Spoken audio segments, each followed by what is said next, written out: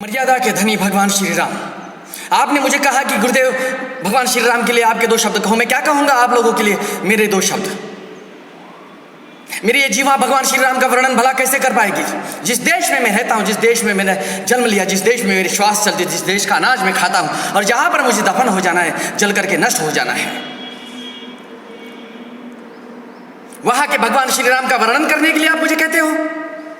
मैं कौन होता हूं उनका वर्णन करने वाला। अरे हजारों बार आपने रामचरितमानस पढ़ लिया, हजारों बार भगवान श्री राम की गाथा पढ़ लिया आपने, लेकिन कुछ हुआ? कोई फर्क पड़ा? पढ़ते हैं, सुनते हैं, चले जाते हैं अपने घर। और भगवान श्री राम पड़े हैं वहां पर अयोध्या के मंदिर में, टूटे फूटे उस छोटे से झोपड़े में। लज्जा आनी चाहिए हिंदुओं को, डूब मरना चाहिए नेताओं को। राम मंदिर का मुद्दा उठा लिया। यह पाकिस्तान है या हिंदुस्तान है? हिंदुओं को लज्जा नहीं आती? कैसा न्यायालय है ये? ऐसे सुप्रीम कोर्ट के आदेश को मानने वाला भी मूर्ख है। कैसा ये सुप्रीम कोर्ट? अंधों की नगरी है ये। भगवान बैठे हैं वह चबूतरे पर तंबू में, और आप लोग आलीशान महलों में एयर कंडीशनर में बैठ करके भगवान श्री राम का नारा लगाते हो और उसके मुद्दे पर अपनी रोटियां सेकते हो। लज्जा आना चाहिए, डूब मरना चाहिए आप लोगों को। मुझे कहते हो भगवान श्री राम के लिए महाराज जी आपके दो शब्द कहो। मैं कौन होता हूं आपको शब्द का बखान करने वाला? जो परमात्मा का अंश है, जो परमात्मा ही है स्वयं, उसके लिए मैं आप लोगों के सामने मेरे शब्द का उच्चारण करूं? क्योंकि वो सुनने के बाद आप बाहर जैसे ही जाओगे भूल जाओगे। आप जैसे मूर्खों के लिए मेरे शब्द नहीं है। यदि आप लोगों को मेरे शब्द सुनना है तो जाइए पहले अयोध्या के उस मंदिर से उस भगवान को मुक्त कराइए, वहां पर वो मस्जिद को तोड़ दो, क्योंकि वहां पर बाबर पैदा नहीं हुआ था। जहां जन्मे थे भगवान श्री राम, वहां पर बनना चाहिए भगवान श्री राम का मंदिर। जहां पैदा हुआ था बाबर, मस्जिद बना लो। अब बाबर तो पैदा नहीं हुआ था ना हिंदुस्तान में, जिसने नृशंस हत्याएं की हिंदुस्तान की, जिसने हिंदुस्तान की नारियों की, हमारे बच्चों की, हमारे पूर्वजों की नृशंस हत्याएं की, उसे सर चढ़ा लिया। कैसा है हिंदुस्तान है? भगवान श्री राम का वर्णन सुनना चाहते हैं मुझसे, और मैं तो आपको, आपके जन्म खत्म हो जाएगा, आपकी जीवन लीला समाप्त हो जाएगी, तब तक भी मैं आप लोगों को मेरे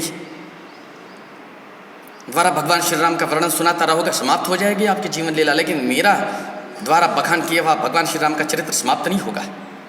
इतना विशाल विराट समुद्र है वो, सागर है वो, और आप सुनना चाहते हो भगवान श्री राम की लीला मेरे मुख से। यदि वास्तविकता में आपको भगवान श्री राम के प्रति लगन है, आस्था है, विश्वास है, और सच्चे हिंदू हो यदि आप, तो क्रांति की मशाल थामो, उठो और जाओ, लड़ो, आ जाओ सड़कों पर। क्या आपका रक्त मर गया है? क्या आपकी आत्मा षंड हो गई है? क्या आप नपुंसक हो, कायर हो? धर्म का जहां विषय आता है वहां पर आपका रक्त उछाल पर होना चाहिए। सिर्फ व्हाट्सएप फेसबुक पर चिल्ला चिल्ला करके कुछ हासिल नहीं होने वाला। मैंने भी बहुत प्रयास किया, लेकिन आवाज दबाई गई।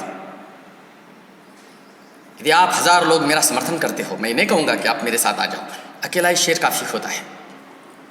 मुझे पता है मेरे इस वक्तव्य पर कुछ लोग रिकॉर्ड कर रहे हैं, मेरे इस वक्तव्य को सुनने के बाद कुछ मेरे खिलाफ आंदोलित हो जाएंगे, आंदोलन कर लेंगे, कोई फर्क नहीं पड़ता है।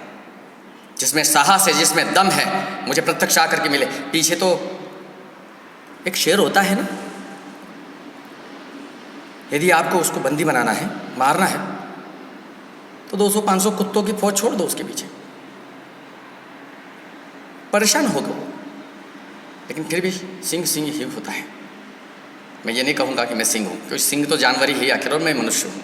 तो मैं मुद्दे पर आकर कितने ही बात समाप्त करूँगा आपके साथ बात करते हुए। भगवान श्री राम के नारा दोबारा नहीं करेंगे आप मेरे सामने। भगवान श्री राम के जय जयकार आप दोबारा नहीं करोगे मेरे सामने, क्योंकि भगवान श्री राम के जय जयकार करने का अधिकार सिर्फ उसी को है जो भगवान श्री राम को वहां से मुक्त कराना चाहता है, जिसके हृदय में भगवान परमात्मा निवास करता है, जिसके भगवान में श्री राम है। वो जाएगा और एक क्रांति घटित करेगा। एक एक ईंट से महल खड़े होते हैं। आप ये ना सोचो कि आप अकेले क्या कर लोगे।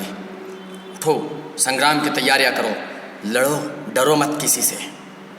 ये कुछ नहीं कर पाएंगे हमारा।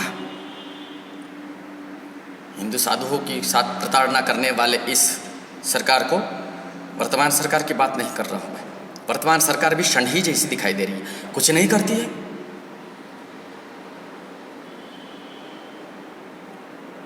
चलो आगे बताऊंगा मैं आप लोगों को, बस अब इतना ही समझ लीजिए। भगवान श्री राम की जय जयकार करने से पहले आप अपने गिरबान में झांक लीजिए कि क्या भगवान श्री राम की जय जयकार करने से पहले आप उस लायक हो या नहीं हो।